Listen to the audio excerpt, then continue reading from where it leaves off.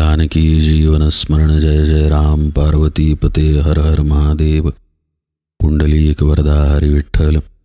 श्री अनंत कोटी ब्रह्मांड नायक राजाधिराज सच्चिदानंद सद्गुरु श्री ब्रह्मचैतन्य महाराज की जय। श्री महाराजांच्या सेवेमध्ये आपण संत श्री नामदेव महाराजांचा हरिपाठ बघत आहे। या हरिपाठातील आत्तापर्यंत 23 अभंग बघून झाले। आज आपण 24वा अभंग बघूया। यामध्ये नामदेव महाराज म्हणतात, विष्णू नाम श्रेष्ठ गाती देव ऋषी, नाम अहर्निशी गोपाळाचे। हरी हरी हरी तुची बा श्री हरी, असे चराचरी जनार्दन। आदि ब्रह्म हरी आळवी त्रिपुरारी, उमे प्रती करी उपदेश। नामा म्हणे नाम महाजप परम, शंकरासी नेम दिननिशी। याही अभंगामध्ये नामदेव महाराज भगवंताच्या नामाचं महात्म्य गात आहेत।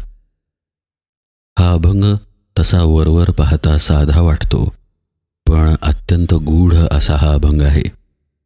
नामदेव महाराज म्हणतायत, भगवंताचं नाम घ्या, कारण देव ऋषींपासून सगळेजण ते घेत आहेत। ब्रह्मदेवच नव्हे तर भगवान शंकरांनी सुद्धा पार्वतीला याचाच उपदेश केलेला आहे। पण या अभंगाच्या खोलात जाऊन आपण याच्याकडे थोडंसं पाहूया। पहिल्या ओळीमध्ये ते म्हणतात, विष्णू नाम श्रेष्ठ गाती देव ऋषी, नाम अहर्निशी गोपाळाचे। विष्णूचं नाम देव ऋषी गातात असा याचा अर्थ वरवर दिसतो, पण खरा अर्थ काय आहे ते बघूया। भगवंताचं नाम याच दृष्टीनं विष्णू नाम असा शब्द नामदेव महाराज वापरतायत।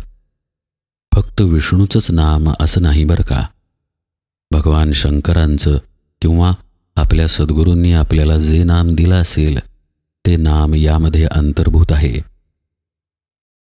विष्णू याचा खरा अर्थ आहे व्यापकत्व। सर्वांना व्यापून जो आहे, चराचरामध्ये जो आहे तो विष्णू, असा विष्णूचा अर्थ आहे। खरा अर्थ म्हणजे आपल्याला इथे जो उपयोगी आहे त्या अर्थाबद्दल आपण बोलतोय। सगळे अर्थ हे खरेच आहेत। नामदेव महाराज जेव्हा विष्णू नाम असं म्हणतात तेव्हा ते आपल्याला सांगतायत, चराचरामध्ये व्यापून जे भगवंताचं तत्व आहे, तत्व बरं का, भगवंत नव्हे, त्याचं जे तत्व व्यापून आहे त्या तत्वाच्या स्मरणात जाण्याचा तुम्ही प्रयत्न करा। आता भगवंताचं तत्व व्यापून आहे किंवा भगवंताचं नाम सर्वत्र व्यापून आहे म्हणजे तरी काय, कारण ते म्हणतायत विष्णू नाम, व्यापून असलेले भगवंताचे नाम। याचा खुलासा गोंदवलेकर महाराजांनी अगदी सोप्या भाषेत केलेला आहे। ते म्हणतात, सर्वत्र अस्तित्व दाटून आहे। जसं तुम्हाला तुमच्या असणेपणाची जाणीव आहे, हत्तीच्या ठिकाणीही ती आहे, एखाद्या फळाच्या ठिकाणीही आहे। ही जी असणेपणाची जाणीव सर्वत्र व्यापून आहे, किंवा गोंदवलेकर महाराज त्याला आहेपणा असं म्हणतात। काहीही झालं तरी आहे, मी आहे, तू आहे, सृष्टी आहे, प्रत्येक गोष्ट आहे। महाराज म्हणतात, वस्तू वेगवेगळ्या नावांनी ओळखली जाते।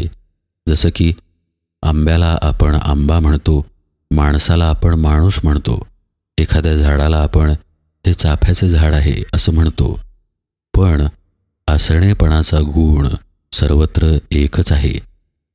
आंबासुद्धा आहे, झाडसुद्धा आहे, माणूससुद्धा आहे। माणसे जरी वेगवेगळ्या प्रकारची असली तरी माणूसपण म्हणून सगळ्यांना एकच आहे असं महाराज म्हणतात।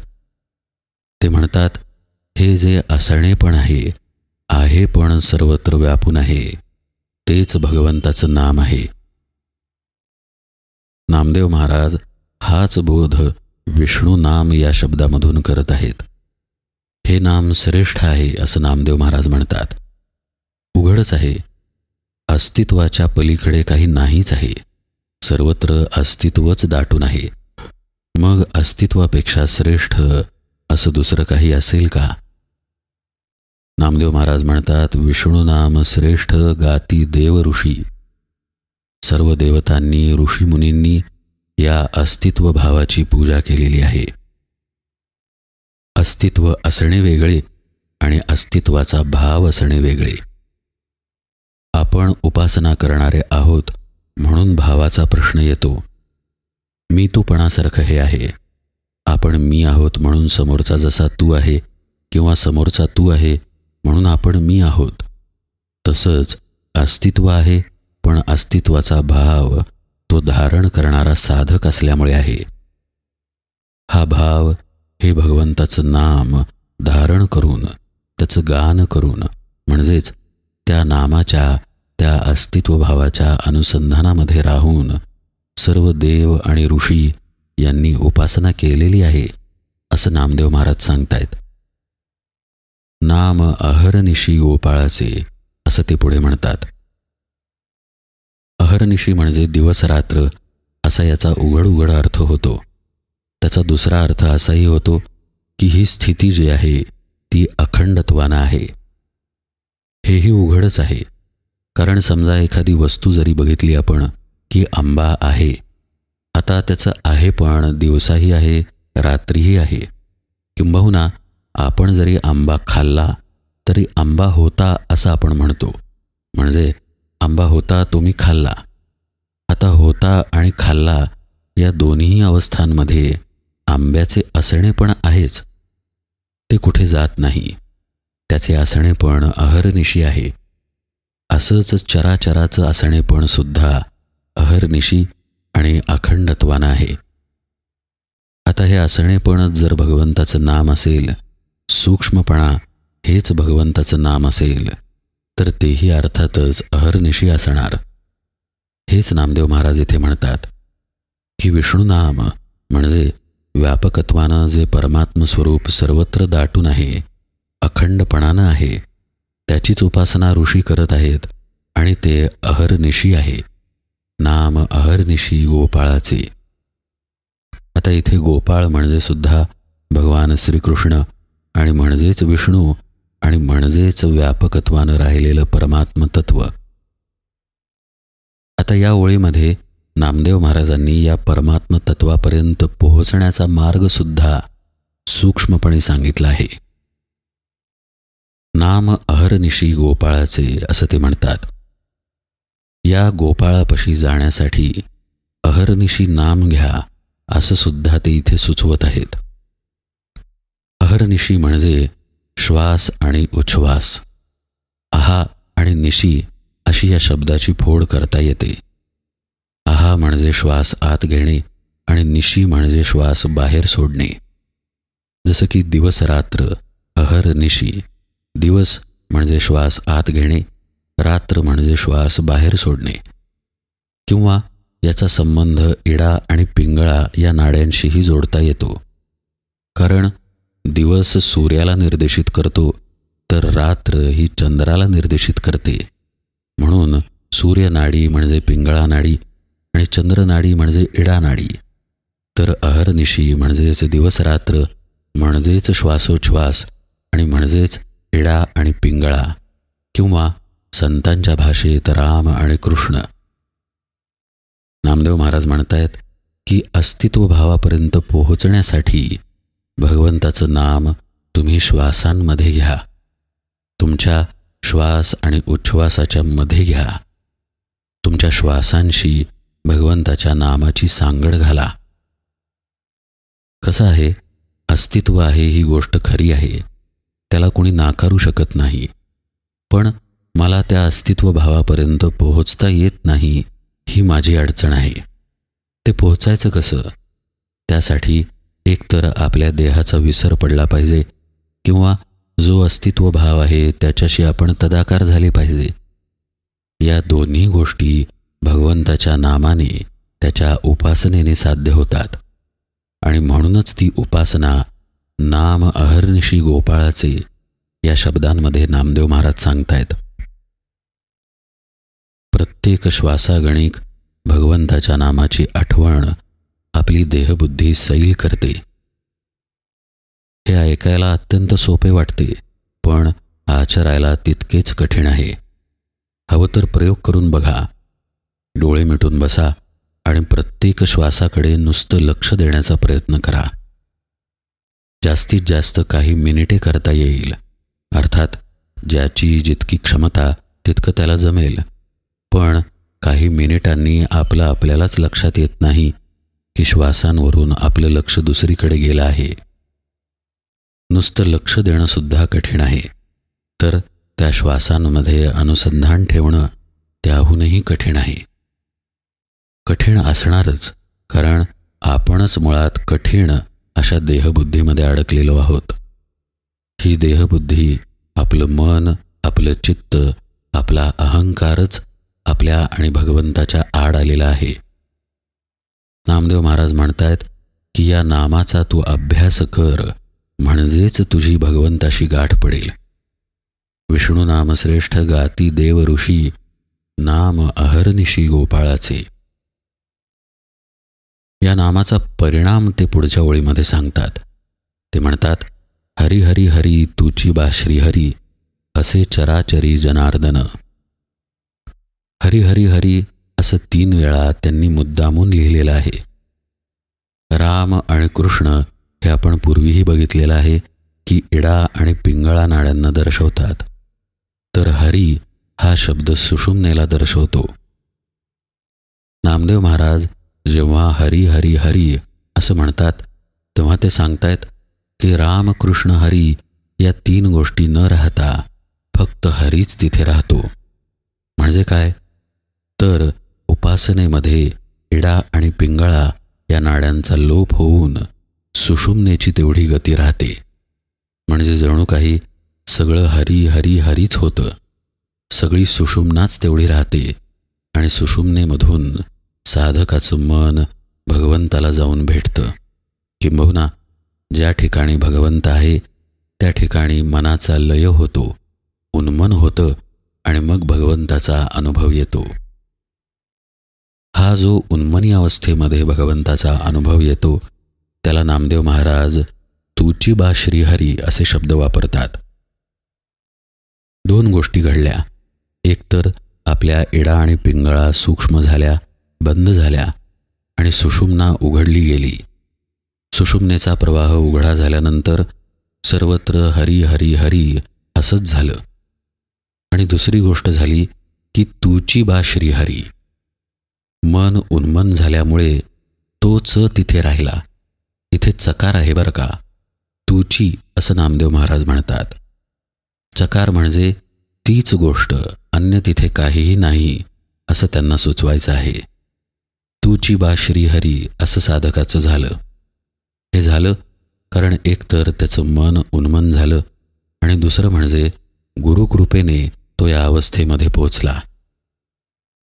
भगवंताशिवाय अन्य कुणीही त्या ठिकाणी आता राहिलं नाही. ही अवस्था तुची बा श्रीहरी अशा शब्दामध्ये नामदेव महाराज सांगतात. इथे आता साधकाचं मन नाही, साधकाची बुद्धी नाही, तर्क नाही. अर्थातच वासना आणि विकार यांना सुद्धा इथे जागा नाही. देहबुद्धी तर नाहीच नाही. म्हणूनच तुची अशी अनुभूती साधकाला आली. म्हणजे अन्य कुणीच नाही, फक्त तोच असं त्याच्या प्रचितीला आलं. आता हे झाल्यानंतर इथे प्रचिती थांबत नाही. जसं आपण पिवळ्या रंगाचा चष्मा घातला की जग पिवळं दिसतं, काळ्या रंगाचा घातला की काळं दिसतं. मग आता भगवंताचा अनुभव जर प्रत्यक्ष आला आणि तोही अंतरामध्ये आला आणि तोही अनन्यतेनं आला. अनन्यतेनं म्हणजे अन्य दुसऱ्या कुठल्याही पद्धतीचा अनुभव न येता फक्त भगवंताचाच आला. तुची बा श्रीहरी असं जर झालं तर उघड आहे बाहेरही तोच अनुभवाला येणार. ज्याने आत परमात्मा बघितला त्याला बाहेरही परमात्माच दिसणार. आणि म्हणूनच पुढे ते म्हणतात, असे चराचरी जनार्दन. आता पहा किती महत्त्वाच्या गोष्टी फक्त 2 चरणांमध्येच आल्या. एकतर भगवंताचं नाम हा विषय सूक्ष्म पद्धतीनं आला.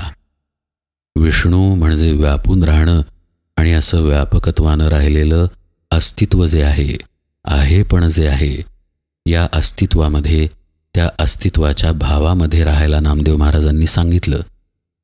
त्यांनी देव आणि ऋषी त्यामध्येच असतात असा दाखला दिला आणि ते राहण्यासाठी त्यांनी श्वासांचं साधन सांगितलं.